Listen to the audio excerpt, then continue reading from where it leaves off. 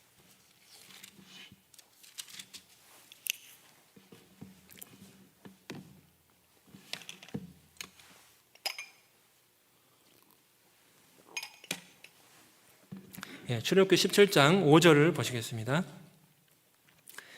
여호와께서 모세에게 이르시되 백성 앞을 지나가서 이스라엘 장로들을 데리고 하수를 치던 내 지팡이를 손에 잡고 가라.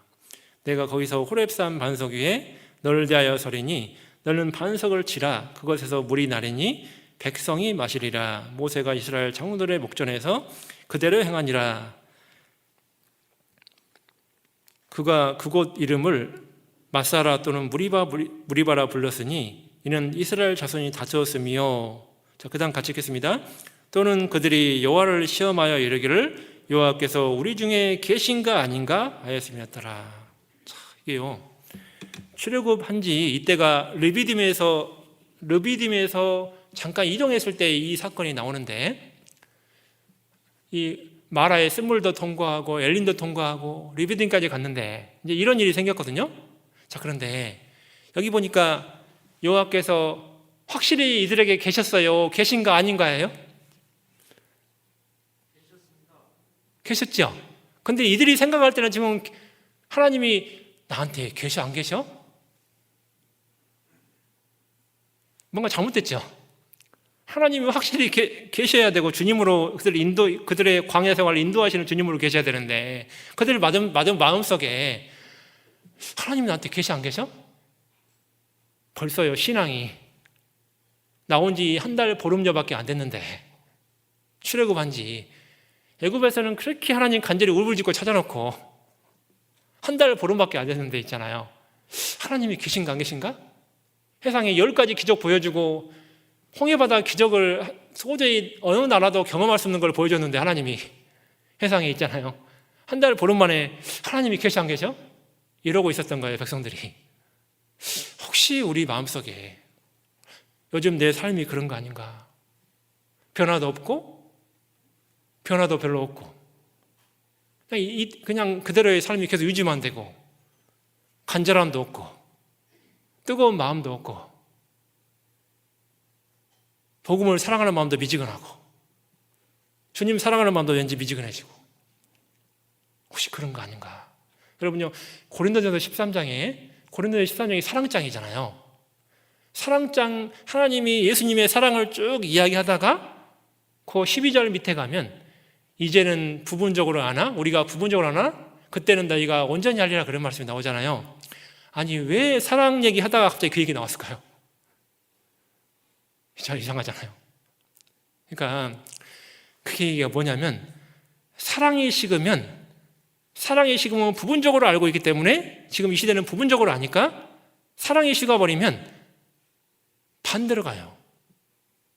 하나님을 원망할 수가 있고 불평할 수가 있고 불만이 찰 수가 있고 육신적으로 살 수가 있게 된다, 그 말이에요. 근데 사랑이 가득하면 주님을 따라간단 말이에요. 여러분, 남녀가 불꽃 튀는 사랑을 하면 상대방밖에 안 보이죠. 딴 건 안 보여요. 그런 거 있잖아요.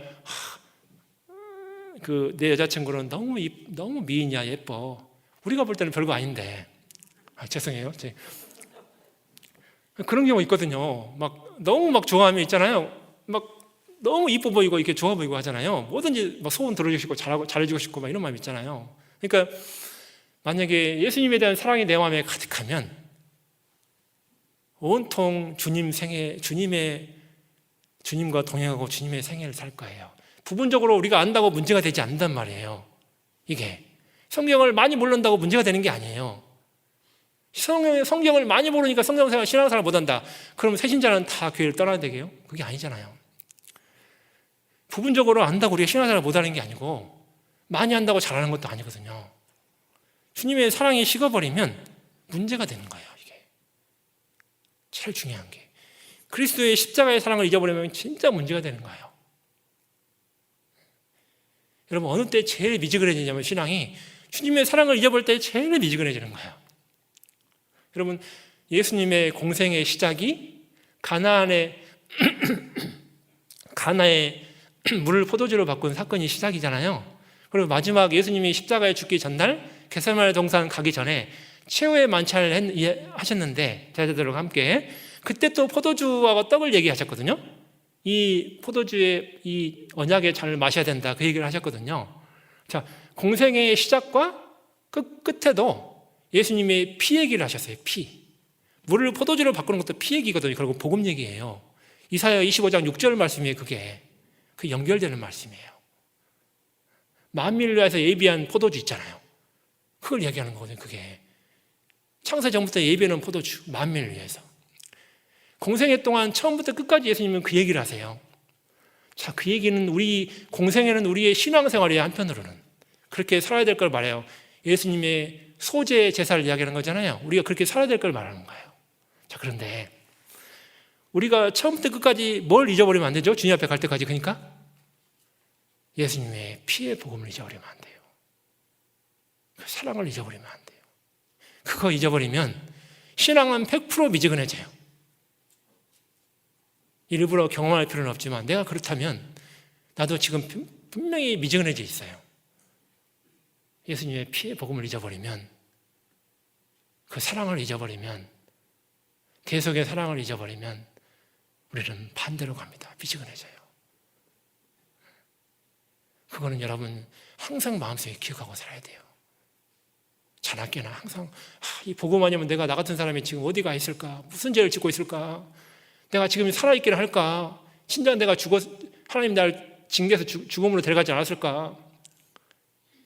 근데 감사하게도 오늘 이 시간 나도 이게 깨어서 살아서 하나님 나 존재하게 하시는구나.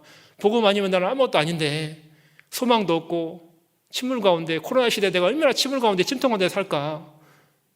얼마나 소망 없이 지금 탄식하면서 울부짖고 살고 있을까? 이런 어려운 시기에 내가 얼마나 원망하고 살까? 기독교인들 얼마나 욕하고 내가 그 편에 내가 지금 살고 있을까? 여러분 끔찍하지 않으세요? 진짜 소망 없는 일에 목숨 걸고 살고 있잖아요. 사람들 직장 일에 얼마나 열심히 사는 사람 많은데요. 새벽부터 나가가지고 있잖아요. 저녁까지 열심히 사는 사람 많잖아요. 직장생활 그거 돈 좀 벌려고 이제 목숨 거는 사람 많아요. 그거에 그거 썩어질 양식에서 그렇게 열심히 사는 데 있잖아요. 헛된 일인데 그게. 근데 구원받은 사람이 만약에 이 복음과 사랑을 잊어버리고 있잖아요. 그런 사람들처럼 살고 있다면 뭔가 한참 잘못돼서 잘못된 거죠. 라오디게아 교회만 문제가 되는 게 아니고 내 신앙, 내 가족도 문제가 되고 우리 교회도 문제가 되죠. 그렇게 산다면 우리가. 그렇죠? 이 시대에도 주님은 살아계시고 2000년 전에도 살아계시고 지금도 살아계시잖아요. 우리가 이 시간에도 한번 생각을 잘 해봐야 되겠죠. 나는 정말 하나님이 계신가 안 계신가, 내 생애 속에, 내 삶 속에서 오늘 하루도 그렇게 되면 안 되죠. 정말 3장 이제 다시 돌아가세요. 요한계시록 3장 17절.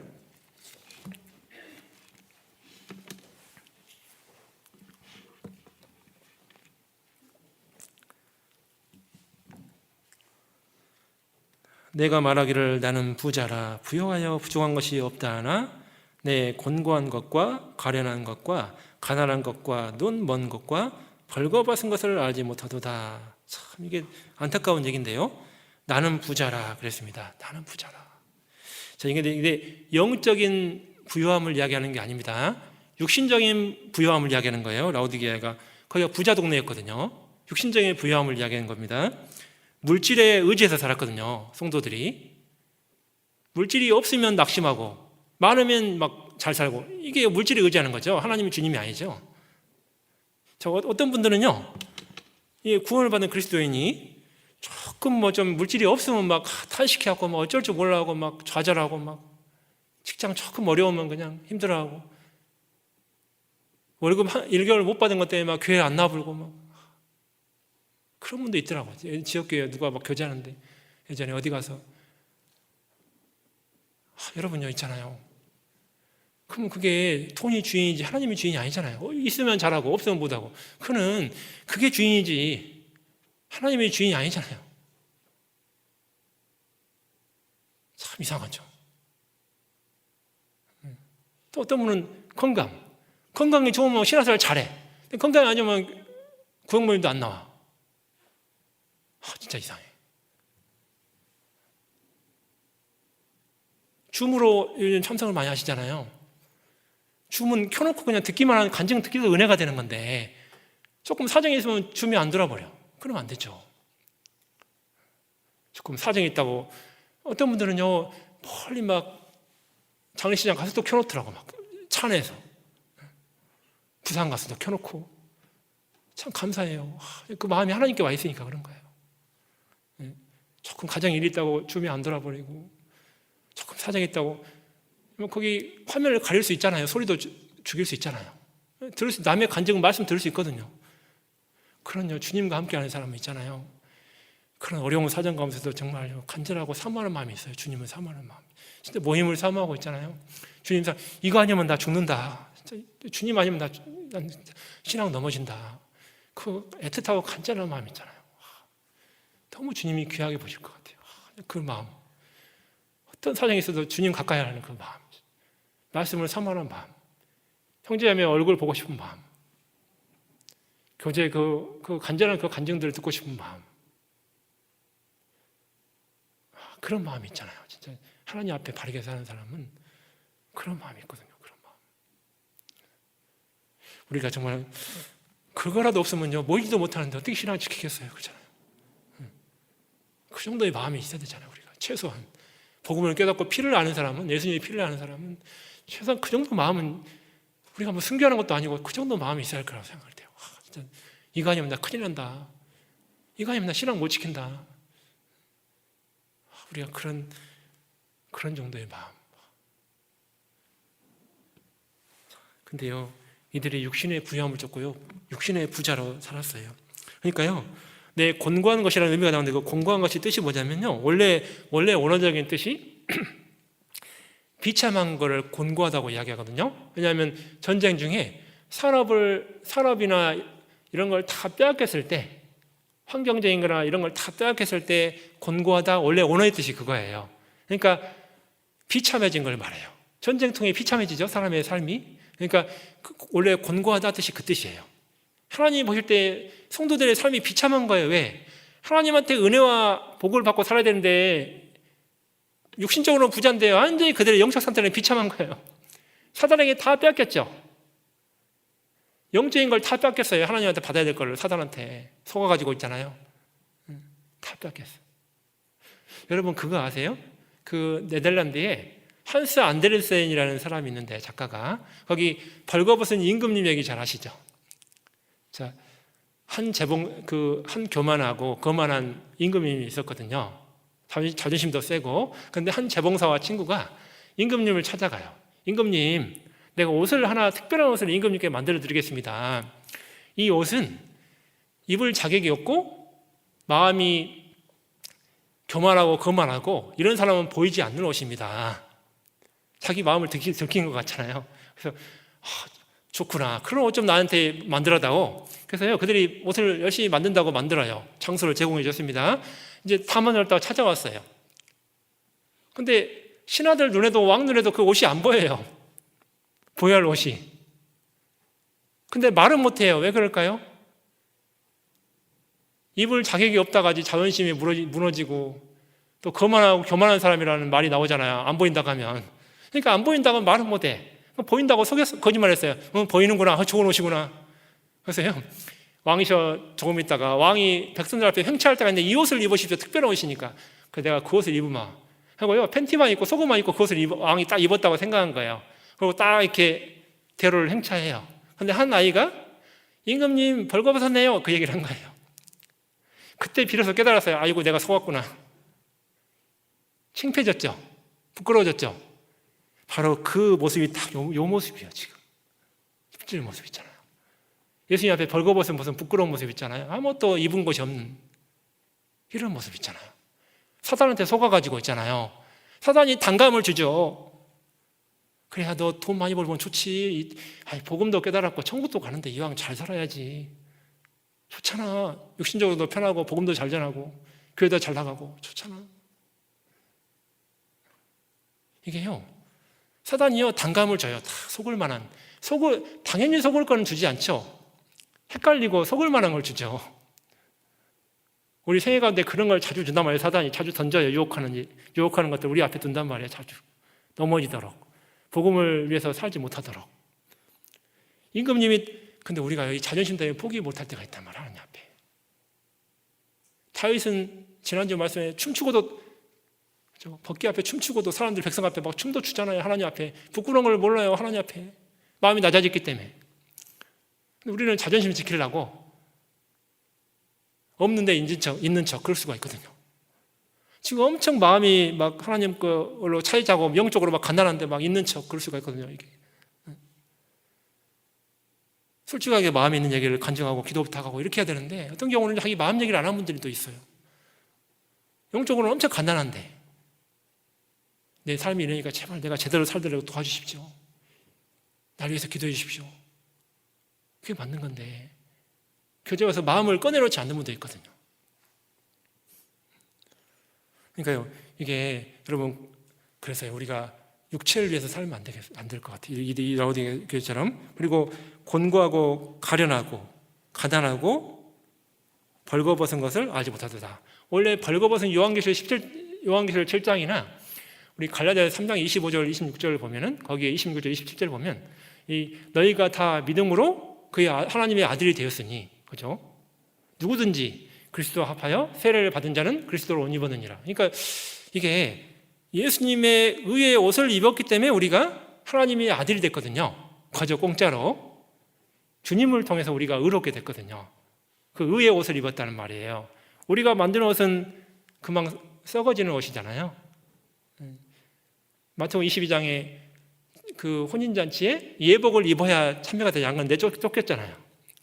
하나님이 거저 주는 공짜의 옷, 바로 복음의 그 옷 있잖아요. 예수님의 그 옷.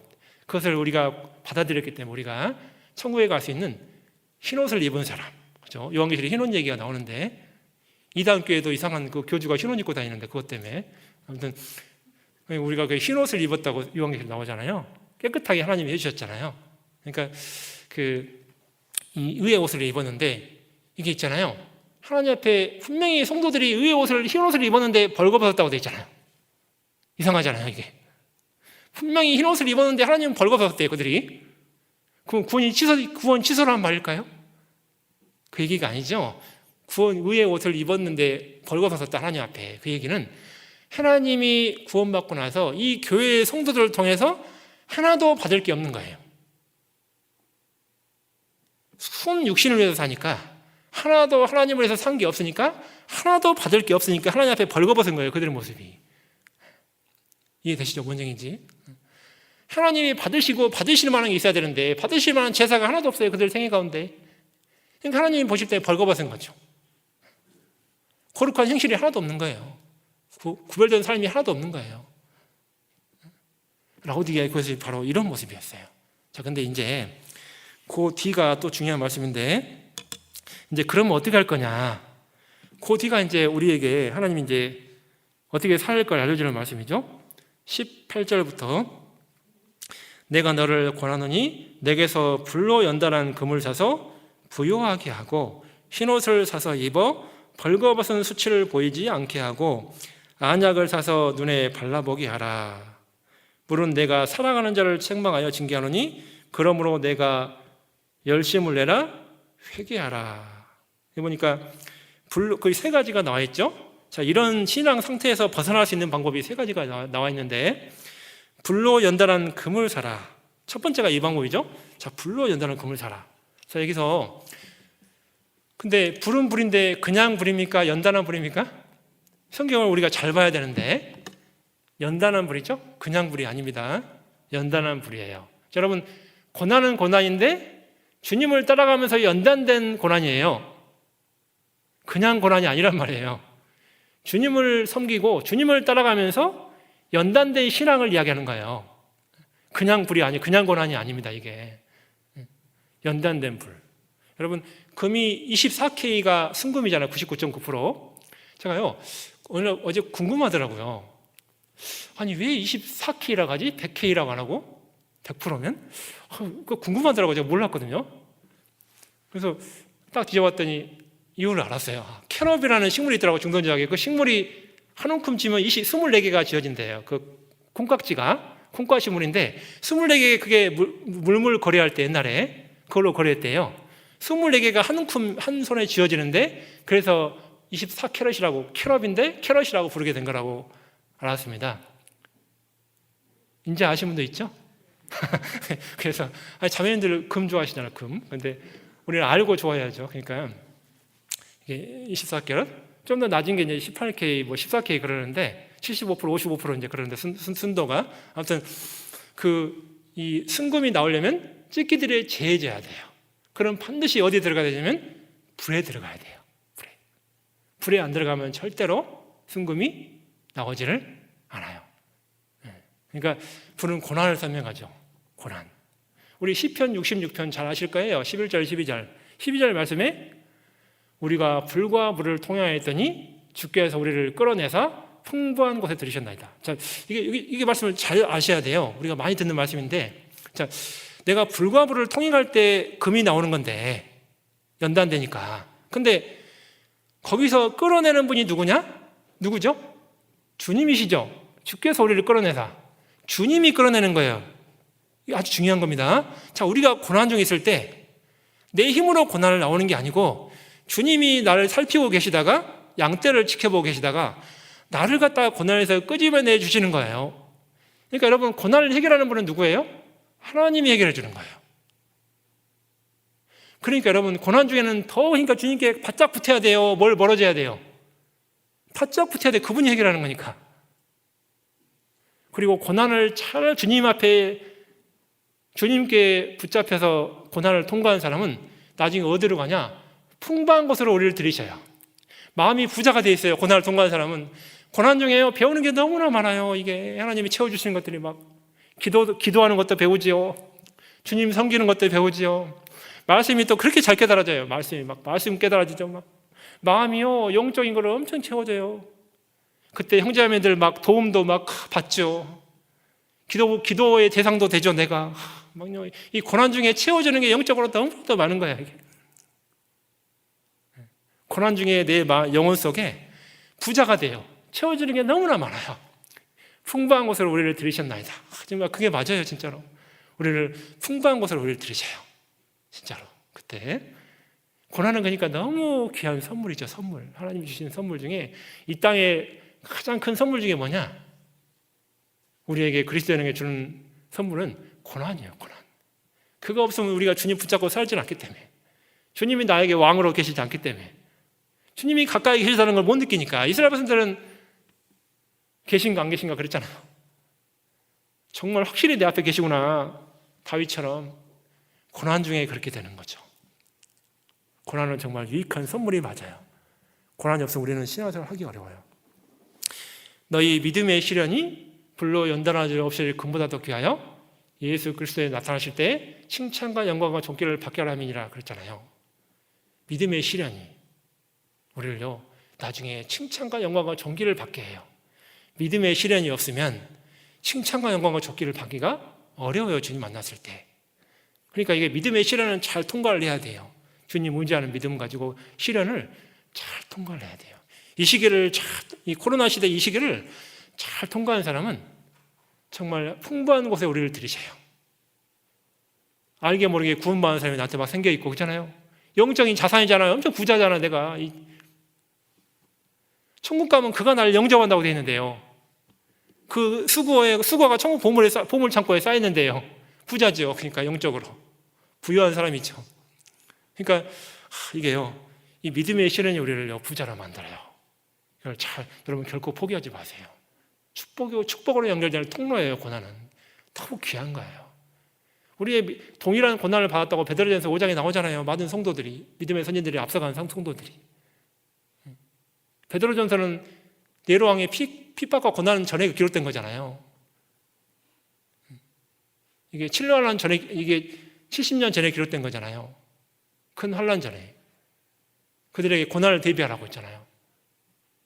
우리가 고난이 지금 왔어요. 우리도요 동일한 그 고난을 받고 있잖아요. 믿음의 선진들처럼. 그러니까 이 시기를 잘 통과를 해야 되겠습니다. 그게 축복이에요. 정말 너무 감사한 일이죠. 자, 그 다음에 요한계시록 14장을 좀 보겠습니다. 뒤로 가서요. 이게 전에 교회 가운데 요한계시록을 제가 발표할 때가 있었는데 이 14장을 발표한 적이 있었는데 이게 그때 교훈이 많이 남아가지고 생각이 나서요. 14장 2절 말씀에 내가 하늘에서 나는 소리를 들으니 많은 물소리도 같고 큰 뇌성도 같은데 내게 들리는 소리는 검은 고 타는 자들의 큰 검은 고 타는 것 같더라. 저희가 보좌와 내 생물과 장로들 앞에서 새 노래를 부르니 땅에서 구속함을 얻은 14만 4천인 밖에는 능히 이 노래를 배울 자가 없더라. 이 사람들은 여자로 더불어 더럽히지 아니하고 정절이 있는 자라. 어린 양이 어디로 인도하든지 따라가는 자며 사람 가운데서 구속을 받아 처음 읽은 열매로 하나님과 어린 양에게 속한 자들이니 그 입에 거짓말이 없고 흠이 없는 자들이더라. 이게요. 제가 무슨 말씀을 드리려고 이걸 길게 읽었냐면 거기 보면 많은 물소리도 같고 큰 내성도 같다고 했죠. 근데 동시에 검은 거 소리가 들렸어요. 제가 이 말씀을 정확히 처음에 요한계시록 읽을 때 잘 못 깨달았어요. 큰 물소리? 큰 내성? 자, 그런데요. 캐나다의 토론토에 보면 나이아가라 폭포가 있어요. 잘 아시죠? 나이아가라 폭포. 가보고 싶으시죠? 나이아가라 폭포가 있는데 60m인데요. 폭포 소리가 얼마나 큰지요. 뇌성이 치는 것 같대요. 가신 분들이. 그리고 6km 밖에서도 그 소리가 들린대요. 얼마나 소리가 큰지. 그 폭포 소리가 그렇게 커요. 자, 이렇듯이 7년 환란을 통과한 성도들이 있잖아요. 14만 4천 명이 천국 가서 이렇게 하나님께 찬양을 불렀다는 거예요. 이렇게 큰 소리를 내가지고. 여러분, 우리 생각해 봐야 돼요. 그들의 찬양 소리가 이렇게 크게 왜 불렀냐? 우리는 이렇게 크게 못 부르는데 어떻게 이렇게 부를 수가 있냐? 한 가지 이유가 있어요. 적 그리스도의 엄청난 핍박과 고난과 환난 가운데 있잖아요. 그들이 다 순교를 당했잖아요. 엄청난 고난을 그 성도들이 받을 거예요. 앞으로 미래에. 칠로 환난 속에서. 그들이 있잖아요. 너무나 큰 고난 가운데 구원이 얼마나 귀한지를 경험했어요. 이게요. 예수님이 얼마나 존귀하고 귀하고 감사하고 고마운 분인지 이 핍박과 큰 고난 가운데 경험했단 말이에요. 이게. 여러분, 그 핍박 가운데 천국이 없으면 그들이 삶은 얼마나 비참한 거예요. 엄청난 고난을 받았는데 천국이 없다. 그럼 얼마나 비참한 거예요, 그들이. 근데 예수님의 사랑과 은혜를 십자가 사랑이 얼마나 큰지 그들이 경험한 거예요. 그리고요, 그들은 다 저 그리스도에게 다 빼앗기고 그냥 고통 가운데 살다가 천국에 오니까 부자가 돼 있네, 이게. 천국에 오니까 부자가 돼서 창고에 가득 차 있어. 주님을 부인하자고 순교당했던 그들의 신앙을 지켰던 그 막 밑에 신앙이 나오잖아요. 너무 부럽죠, 이런 신앙이. 그들의 신앙이 철저히 지켰던 그들이요, 천국 가니까 부자가 돼 있는 거예요. 그러니까 하나님 앞에 큰 뇌성과 같은 큰 소리로, 큰 물과 같은 소리로 그렇게 찬양을 부렸던 거예요. 근데 이 세상에 대충 살다간 그리스도인들은 그 밑에 이걸 말씀을 못 깨달을 거예요. 그 밑에 말씀 봐보세요. 그 3절 중간에 새 노래를 부르니 땅에서 구속함을 얻은 14만 4천인 밖에는 능히 이 노래를 배울 자가 있대요, 없대요? 없다고 돼 있죠. 여러분, 대충 살고 가면 이런 찬양이 나오겠어요, 하나님 앞에? 이 세상에 대충 살다 가면 이런 찬양을 부를 수 있겠냐고요. 이런 찬양을 할 수 있겠냐고, 하나님한테. 14만 4천이면 저는 그렇게 살다가야 너무 감사하고 은혜가 크니까 하나님 앞에 힘있게 찬양할 수가 있는 거예요. 그들밖에 이 찬양을 알 수가 없단 말이에요. 아까 이사야서 아까 말씀드렸잖아요. 43장 21절에 나의 찬양을 위해서 이들을 만들었다고 했잖아요, 하나님이. 나의 찬양을 위해서 이들을 지었느니라. 하나님을 찬양을 위해서 우리를 지었는데 하나님이 했잖아요. 이거는 이렇게 살다간 성도들이 하나님 앞에 당당히 부를 수 있는 거예요.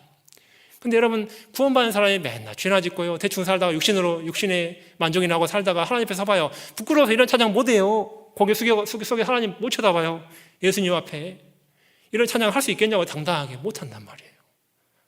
칭찬과 영광과 존귀를 받을 수가 없단 말이에요. 천국은 가더라도 하나님 못 쳐다본다고 부끄러워가지고 있잖아요. 마지막 시대에 주님 만날 날이 얼마 안 남았는데 우리가 이렇게 되면 안 되죠. 우리가 7년 환난 속에 그 정도 핍박까지는 받지도 않지만 이 정도의 찬양을 우리가 모른다 해도 우리도 당당히 하나님 앞에 찬양을 부를 수 있는 천국 가서 하나님 만났을 때 그 정도의 신앙은 우리가 살다 가야 되지 않은가. 이 정도까지 큰 뇌성처럼은 못 불러도 그 정도는 해야 되지 않겠는가. 창조의 근본이시니까 가라사대 오늘 이렇게 말씀하신 거잖아요. 우리가 그런 정도의 신앙을 살아야 되지 않을까.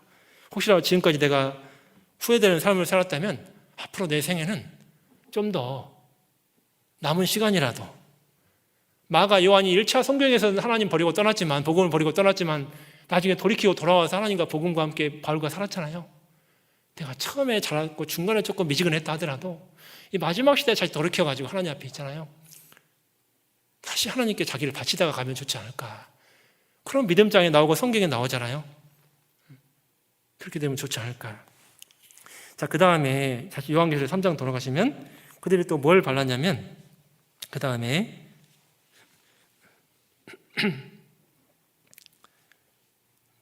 흰옷을 사서 입어 벌거벗은 수치를 보이지 않겠다 했어요. 흰옷을 입어. 자, 흰옷을 입어서 벌거벗은 수치를 보이지 않겠다. 자, 그들의 거룩한 행실을 이야기하는 겁니다. 요한계시록 19장에 가면은 예수님이 이제 말을 타고 이렇게 백마를 타고 재림하시는 내용이 나올 때 그들의 옳은 행실이라는 말이 나와요. 그들의 옳은 행실. 옳은 행실을 하나님이 지켜보셔요. 옳은 행실. 자, 우리가 이 땅에 살면서 조금 이게 골로새서에는 새 사람에 대한 이야기 나오는데 회상에 접촉하고 맛을 보고 그 얘기가 나오잖아요. 그러지 말라고 했잖아요. 하나님이. 손을 대지 말라고 했잖아요. 우리가 진짜 주님 보시기에 깨끗한 그릇이 있잖아요. 그런 그릇이 하나님이 쓰시는데 그렇게 좀 마지막 시대에 살다가 주님 앞에 쓰면 좋을 것 같아요. 자, 그 다음 말씀에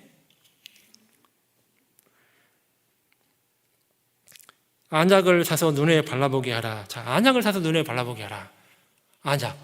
자, 안약 얘기가 나왔는데, 자, 이 안약은 성경에서 말씀을 이야기하죠, 말씀. 왜냐하면 이 라오디게아 안약 연고가 유명했거든요. 당시에, 2000년 전에. 그것을 많이 판매했어요. 그래서 안약을, 제가 이 말씀요, 하기 전에 이 말씀을 요한계시록 3장을 우리 시대에 좀 해야겠다 생각을 하고 나서 눈에 치료를 받았는데, 그러니까 이 말씀이 너무 와닿아요.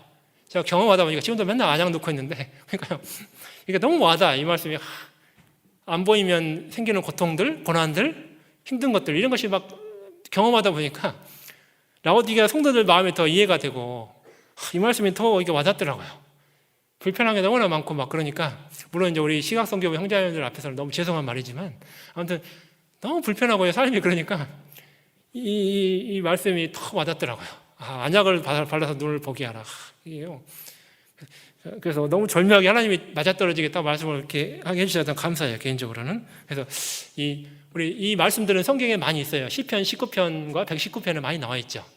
네. 내 눈을 열어서 주의 법에 귀한 것을 보게 하소서. 그래서 기도가 또 눈을 더 밝게 해주니까 의인의 길은 도는 햇볕 같아서 점점 빛나서 원만한 광명이 이르거니와. 그러니까 의인의 길을 정상적으로 걸어가면 점점 빛나게 됩니다. 원만한 광명이 이르게 돼요. 점점 영혼의 눈이 밝아져요. 눈이 멀었어도 점점 밝아진단 말이에요. 밝아질수록 선악을 구별을 잘하고 주님 뜻을 분명히 하고 원시 멀리 봐요. 베드로후서 1장을 개인적으로 좀 읽어보세요. 집에 가서 시간이 안 되는데 거기 보면 원시치 않게 되는 방법이 나와 있어요. 믿음의 7층집이라고 나와 있죠. 그거는 아주 중요한 성경의 내용이에요. 자, 그것 꼭 개인적으로 묵상을 해보시면 좋겠어요. 믿음으로 시작해서 사랑으로 끝나잖아요. 그게. 그러니까 사랑을 더하라 그렇게 끝나는데 그게 아주 원시치 멀리 보지 못하면 그렇게 반대로 가면 멀리 보지 못하는데 아무튼 원시 멀리 볼 수 있는 우리가 신앙이 되면 좋겠다. 그 신앙의 인격을 잘 갖춰가지고 베드로는 처음에는 혈기왕성하고 예수님을 버렸지만 그 신앙을 알았거든요.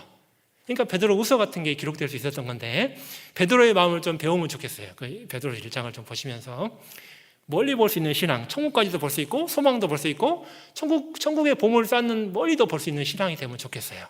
근시안적인 가까운 데만 보는 그런 신앙이 아니고 그래서 우리가 그걸 좀 되면 좋겠고 마지막으로 이제 이야기하고 싶은 게 아까 잠깐 서두에 중간에 조금 말씀드렸는데 한 가지 제가 렘브란트라는 사람이 갑자기요 마음이 딱 떠올랐어요. 그래서 렘브란트를 잠깐 생각해 봤거든요. 자, 네덜란드의 유명한 화가인데, 그 렘브란트가 역사화를 그림을 많이 그렸고, 초상화와 그 종교화를 그림을 많이 그렸어요. 근데 그의 작품 종교화 그림 중에 세 가지가 많이 인상이 제가 남아가지고, 많은 그림이 있어요, 그 중에. 근데 세 가지가 큰 교훈을 줘가지고 그 사람의 생애를 바꿀 수 있는, 왜냐하면 첫 번째 그가 27세 때 그렸던 그림인데, 그게 이제 십자가에서 내려오신 그리스도의 그림을 그렸어요. 그리고 이제 중년에 돌아온 탕자의 그림을 그렸고, 마지막 중년의 나이에 40세 후반에 어떤 그림을 그렸냐면 십자가에 달리신 그리스도의 그림을 그렸거든요. 자, 그걸 통해 마음의 교훈이 크게 됐어요. 자, 우리가 바울은 구원받기 전에 모든 것을 배설물로 여긴다고 했거든요. 그걸 의지하고 살지 않는다고 했어요. 오직 그리스도와 그 십자가에 못 박히신 것 외에는 내가 아무것도 알지 않냐고 작정했다고 했죠. 바울이 작정까지 왜 했을까 제가 고민한 적이 있었거든요. 뭐 이런 걸 그렇게 작정까지 하나.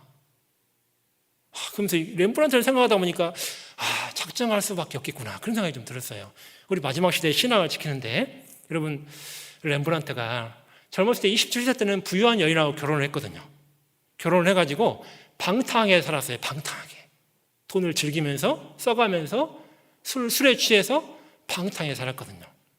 그때는요, 십자가에 못 박힌 그리스도를 내리는 신앙을 살았어요. 부끄러운 신앙을 살았단 말이에요. 근데 중년에 나이가 먹고 돈을 다 탕진했어요. 그림도 잘 안 그려지고 사람들이 조롱하고 하면서 그때 돌아온 탕자를 그렸거든요. 마음이 하나님께 회개하고 돌아왔단 말이에요. 오늘 또 열심을 내라 회개하라고 했는데 하나님께 돌아왔단 말이에요. 마지막 십자가에 달리신 그리스도라는 그림에 예수님을 빛으로 환하게 그려놓고 자기의 모습을 십자가를 다는 모습에 손을 잡고 있는 장면을 그려놨어요. 환하게 그려놨어요. 그거를 자기하고 예수님, 나머지는 좀 어둡게 그려놓고. 저게 뭘 얘기하려고 그러냐면, 렘브란트가 자기가 같은 죄인이 예수님을 십자가에 못 박았다는 걸 그때 깨달은 거예요. 내가 예수님을 죽였구나. 그 부요하신 예수님을 내가 가난하게 오신 이유가 내가 그분을 그렇게 만들었구나. 내가 그분을 달았구나, 십자가에. 그걸요, 알았던 거예요. 자, 우리가 인생 중에 정말 최고로 기억할 많은 신앙 요소가 많지만 항상 우리 마음속에 간직하고 감사하게 생각하고 이게 기억해야 될 게 뭐냐면, 내가 십자가를 예수님을 못 박았구나. 내가 그분을 달았구나. 그거 기억해야 돼요. 나 아니면 오실 일이 없는 분이에요. 그 존귀하신 분이. 우주 만물을 창조하시고 주관하신 분이 여기 오실 이유가 하나도 없어요. 그분이. 그거 아니면 여기 올 일이 없어요. 그분을 낮은 곳에 처하게 만들고 비천에 처하게 만들고 고통받게 만들고 내가 그렇게 한 거거든요. 장차 천국에서 내가 그분을 만났을 때 부끄럽게 되지 않으려면 여러분, 나머지 생에 라오디게아 교회처럼 살면 안 되죠. 회개하고 돌이키고 하나님 앞에 나머지 얼마의 시간이 우리에게 주어졌을지 모르지만 그 시간 동안 정말 열심히 살다 가야 될 거예요. 하나만 더 말씀드리면 시편 39편 다윗이 사절에 그랬잖아요. 여호와여, 나의 종말과 연한의 어떠함을 알게 하사 나의 연약함을 알게 하소서. 여러분, 나의 연약함을 알 때 주님을 더 붙잡고 살아요. 내가 부자라는 거 인식하면 안 돼요. 나는 부족하고 연약한 사람이구나. 나는 주님 아니면 나는 아무것도 아니구나. 모든 내 생애가 주님 아니면 아무것도 내가 할 수 없는 존재구나. 내가 건강도 물질도 모든 것도 신앙 성경 깨닫는 것도 모든 것도 주님 아니면 아무것도 아니구나. 나는 내가 임원의 직분을 맡고 있어도 내가 봉사의 직분을 하고 있어도 주님 아니면 나는 아무것도 아니구나. 내가 누굴 전도해도 내가 직장을 다녀도 가족의 어떤 화평을 구해도 주님 아니면 우리 가족도 아무것도 아니구나. 가족이 중요한 게 아니고 주님이 훨씬 중요하구나. 이게 여러분, 그거 기억하시되 자기 연약함을 아는 사람일수록 주님밖에 생각 안 해요. 근데 자기가 잘한다고 생각하는 사람은 주님 그렇게까지 의지하지 않아요. 자기 목소리가 커지고 자기를 많이 드러내고 자기를 많이 자랑하죠. 그런 사람은 주님하고는 상관없죠. 그거는 하나님 앞에 가면 아무것도 남는 게 없죠.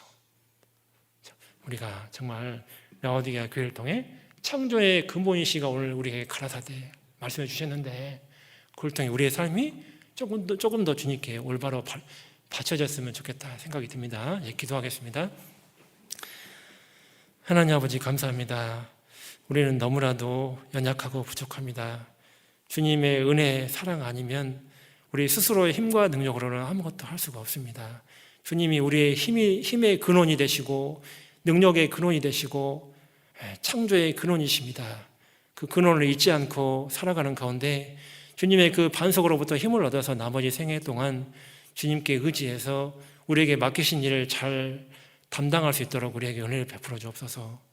교회가 계획하는 모든 일들 하나님 일일이 선으로 바꿔주시고 나머지 조금 남아있는 리모델링도 끝까지 아무런 일 없이 잘 마치게 해주시고 축의 수양에도 모두의 간절한 간구가 이루어지는 날이 될 수 있도록 함께해 주옵소서.